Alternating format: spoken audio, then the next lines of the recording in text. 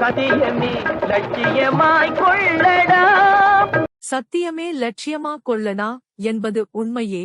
சத்தியம் வாழ்க்கையின் உயர்ந்த லட்சியமாக கொள்ள வேண்டும் என்பதை குறிப்பிடுகிறது.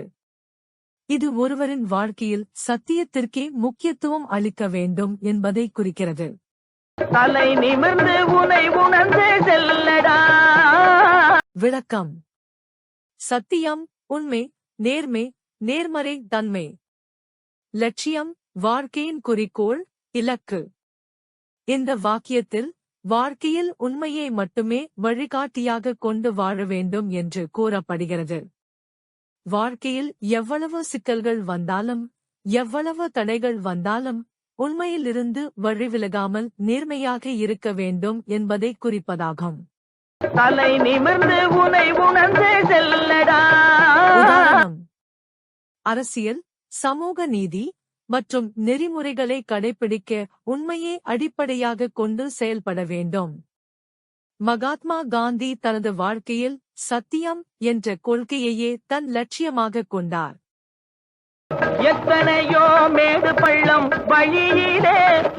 பொருள்: உண்மையே உயர்ந்த இலட்சியமாக கொண்டு வாழ்ந்தால் வாழ்க்கையில் வெற்றி நிச்சயம்.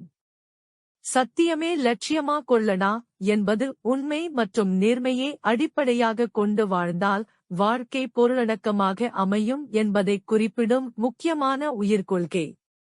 இடற வைத்து கள்ள பார்க்கும் குழியிலே.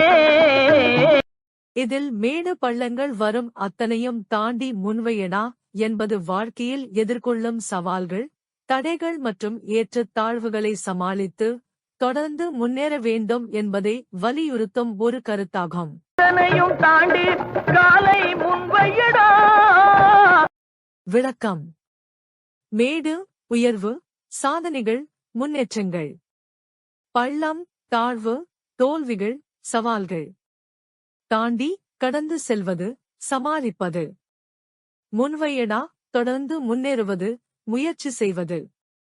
இந்த வாசகத்தில் வாழ்க்கையில் ஏற்றத்தாழ்வு ஓர் இயல்பு. மேட்டுக்குள் பள்ளம் இருக்கும் போல வாழ்க்கையிலும் வெற்றிகளும் தோல்விகளும் மாறி மாறி வரும்.